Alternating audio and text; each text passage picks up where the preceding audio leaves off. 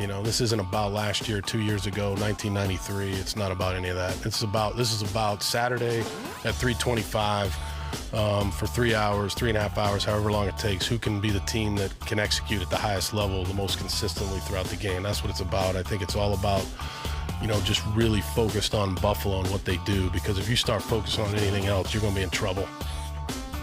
Bill O'Brien, coach of the Texans. They lost last year at home in the Houston Texans Memorial Playoff spot, that opening game on Wild Card weekend. They lost to the Colts. Now they got the Bills coming to town. The Bills, a dangerous team, Big Cat. Arguably a team that if you put them in the AFC South would have won the division.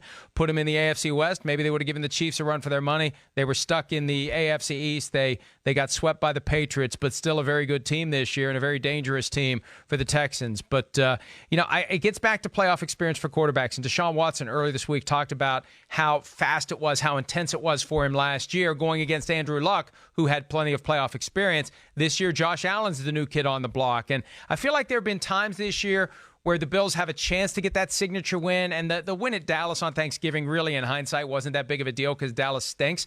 But I feel like Josh Allen needs to just kind of trust himself. And he's the one who's going to have to get up to speed quickly, that the playoffs are a different animal altogether, because this time around, Deshaun Watson knows what Josh Allen is about to learn.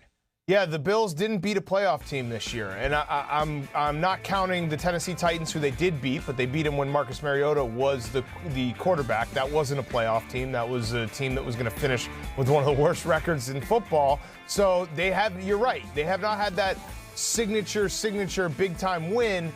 I'm just so happy, Mike, that the Texans continue. It's the one thing we can rely on in sports, playing this Saturday afternoon wild card game. In 10 years from now, I'm going to have you in a nursing home feeding you applesauce, and we're going to turn this game on, and we're going to be like, that's great. It feels good to be watching this game every single year. It's like the holidays come around, and the Texans play Saturday afternoon wild card weekend. So shout out the Texans for being consistently mediocre, or whatever you want to call it, for always getting this game. But thank you for giving me 10 more years. 10 more years. And thank you for committing on national television that you will visit me and feed me applesauce. Oh, no, I'm going to move you wherever I'm living at the time, whether it be New York or Chicago. Right. I'm going to move you there, and then, I'll come and visit you and take care of you, do all that stuff, wipe your mouth because you'll be drooling all over yourself. It's fine, Mike. You're fine. You're going to be fine. Listen, this game, you're going to take me for one last walk, too, and give me one last steak before you put me down? One last steak. Let you put your head out the window of the car like you always love to do, Mike, and, scratch behind your neck. This game, to me, is whether or not Will Fuller plays and whether or not Will Fuller's healthy. And Will Fuller has been out at times this year. He's also started games and come out. I think there's 2 games this year where he's been under 20 snaps.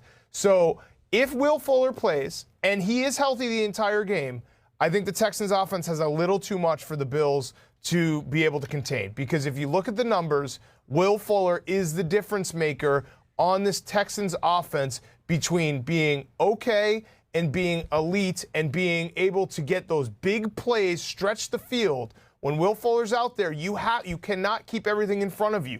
You cannot say, DeAndre Hopkins, we're going to focus on him. You have to make sure that everything is covered when Will Fuller's out there running down the field, because he's that fast and that good. So if he plays and is healthy, I think the Texans are going to win this game. The question is, will he play and will he be healthy? Officially, he's listed as questionable, limited in practice all week. James Palmer of NFL Media reported yesterday that Fuller is a long shot to be in the lineup. That groin injury was initially characterized as a 3-week thing. This will be 2 weeks.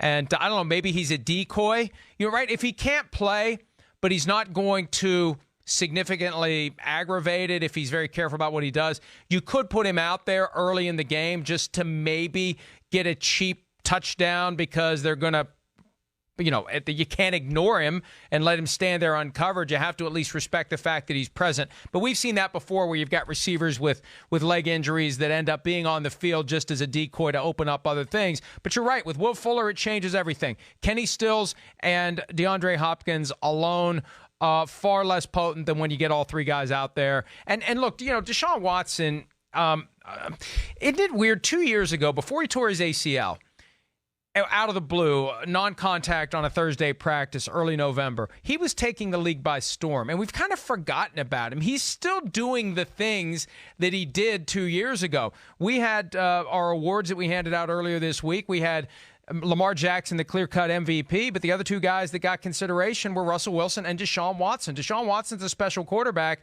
so maybe they can overcome Will Fuller not being there because we need to give Watson the credit that I think he deserves. Yeah, you obviously don't live in my Twitter mentions because I have not forgotten how great Deshaun Watson is. I get reminded every single time Mitch Trubisky throws an interception. Yeah, why would that be? Yeah, okay, yeah, now I get it. I know exactly how great Deshaun Watson is. To answer your question, though, Mike, I think it probably has to do with the fact that the Texans as a team have been so Jekyll and Hyde, where they'll take one step forward, where they'll beat the Patriots on Sunday Night Football. Then they'll get the doors blown off them against the Broncos at home. So it's a team that people can't trust fully to get there and be the same team on Sunday or Saturday, this week Saturday, in the playoffs. Hi, I'm Mike Tirico, and thanks for watching. Make sure to hit subscribe for the latest news and highlights from NBC Sports.